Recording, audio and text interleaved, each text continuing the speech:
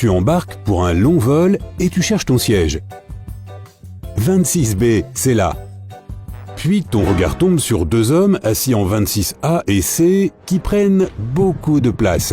Oh non, il y a plein de places vides autour. Allez, je change. Mais pas si vite. Tu pourrais mettre en danger l'avion au complet. D'abord, tu n'es sûrement pas le seul à vouloir changer. Même si peu de personnes le font, elles pourraient déséquilibrer l'avion. Et comme la plupart des appareils sont super sensibles au changement de leur centre de gravité, les conséquences peuvent être désastreuses. Pendant le décollage, les pilotes doivent connaître la répartition du poids dans l'avion pour faire des calculs exacts. S'ils sont faux d'à peine un chouïa, l'avion pourrait se crasher au moment du décollage. Et même si cela ne va pas jusqu'à ce point, les pilotes peuvent avoir du mal à contrôler l'avion si les passagers changent de siège sans prévenir l'équipage. Par exemple, un pilote a une fois eu beaucoup de mal à mettre l'avion dans la position voulue quand 4 personnes ont quitté leur siège et se sont approchées de la cabine. Dans cet aéroport-là, la situation était même critique, car la piste de décollage était très courte. Si quelque chose s'était mal passé, l'avion n'aurait pas pu s'arrêter. D'ailleurs, si le personnel de l'aéroport charge mal les bagages en les insérant par exemple dans les compartiments arrière plutôt qu'avant, cela déséquilibre également l'avion. Dans ce cas, le nez de l'avion montera trop rapidement. On pourrait penser que ça aiderait l'avion à décoller. Mais un mauvais décollage peut être super dangereux.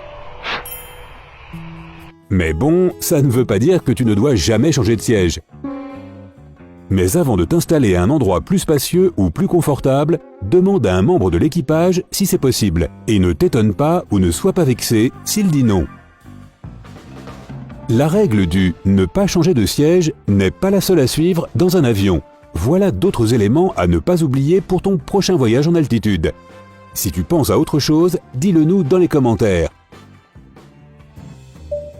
Remonte toujours ton plateau dès que l'avion commence à bouger sur la piste et ne le baisse jamais lors du décollage et de l'atterrissage. C'est une mesure de sécurité qui te permet à toi et aux autres passagers d'avoir le chemin libre en cas d'évacuation d'urgence.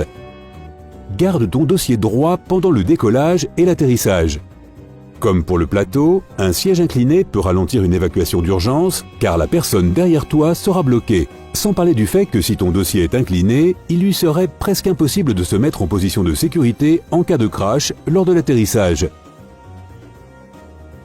Si tu as le choix quand tu réserves un vol, choisis l'avion le plus gros. Les avions avec plus de 30 sièges sont bâtis et certifiés par des régulations encore plus strictes. Si tu es dans un grand avion, tu as aussi plus de chances de survivre à un accident.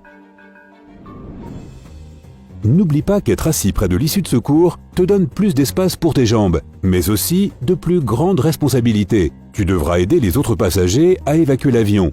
C'est pour cela que seuls les adultes en bonne forme physique peuvent occuper ces places. Et ils doivent absolument lire les procédures d'évacuation d'urgence pour savoir comment agir si quelque chose ne va pas. Suis les instructions de l'équipage et ouvre ton hublot pendant le décollage et l'atterrissage. Comme ça, le personnel peut voir ce qui se passe à l'extérieur, évaluer la situation et agir vite s'il pense qu'une évacuation d'urgence peut être déclenchée. Par exemple, de la fumée ou du feu peuvent sortir d'un des moteurs. Et s'il y a un feu proche d'une sortie, ils sauront qu'il faut diriger les passagers vers une autre porte. Choisis un vol direct sans escale si tu peux. Beaucoup d'accidents d'avion se produisent pendant les 3 premières et les 8 dernières minutes du vol. C'est-à-dire pendant le décollage, l'ascension, la descente et l'atterrissage. Donc, s'il n'y a pas de différence de prix énorme, prends un vol direct. Comme ça, tu raccourciras la durée de ton trajet, mais tu diminueras aussi le risque de vivre un accident lors de ces moments dangereux. Tout peut se passer durant un vol, alors vérifie que les appareils avec lesquels tu voyages ont des sauvegardes sur un disque dur ou un cloud.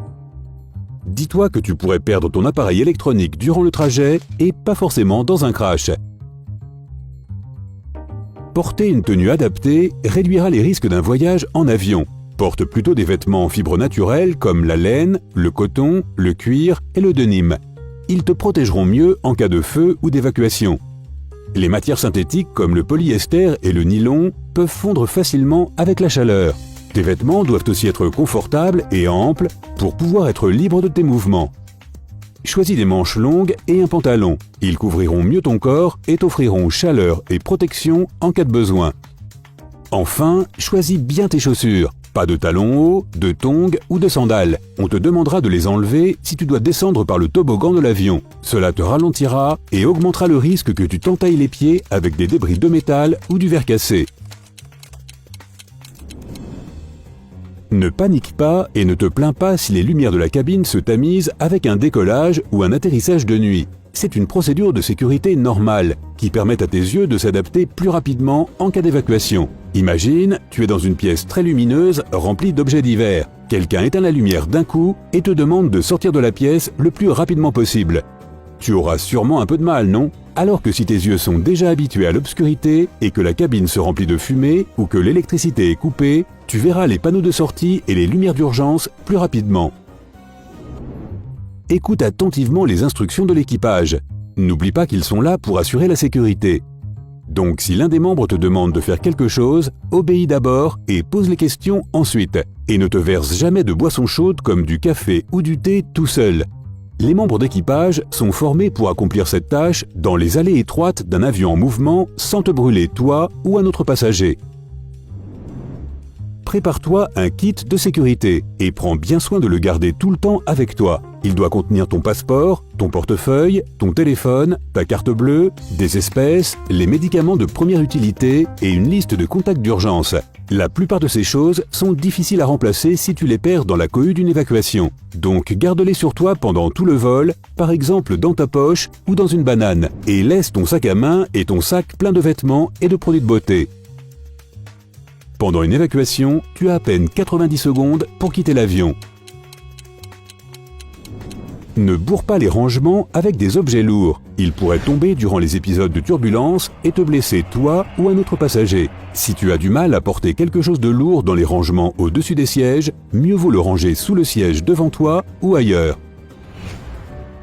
Les personnes assises près de la sortie d'urgence sont obligées de lire les instructions de sécurité dans la pochette de leur siège. Mais tu devrais les lire aussi. Les avions sont tous différents, alors renseigne-toi sur les caractéristiques du tien. Si un malheur arrive, cela pourrait te sauver la vie. Pour la même raison, écoute toujours bien le briefing de sécurité avant le décollage. Si tu es témoin d'une activité suspicieuse ou de sacs étranges, dis-le tout de suite à un membre de l'équipage, si tu es déjà dans l'avion, ou à un agent de sécurité si tu es encore à l'aéroport. Ce n'est sûrement rien, mais mieux vaut prévenir que guérir. Tu perdras du temps à trouver la place la plus sûre d'un avion, car elle n'existe pas.